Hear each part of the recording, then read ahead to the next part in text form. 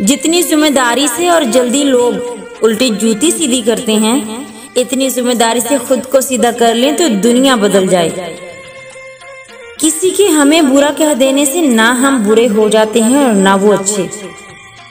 अपनी जुबान से हर शख्स अपना ज़रफ़ दिखाता है, दूसरे का अक्स नहीं। जिंदगी में जीतना है तो 3 किस्म के लोगों को कभी मत भूलना।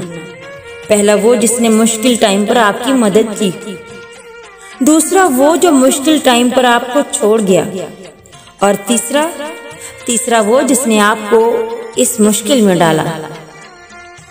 लोगों की जीत में तुम्हारा हाथ जरूर होना चाहिए, मगर अपनी जीत की तरफ किसी का हाथ मत बढ़ने दो।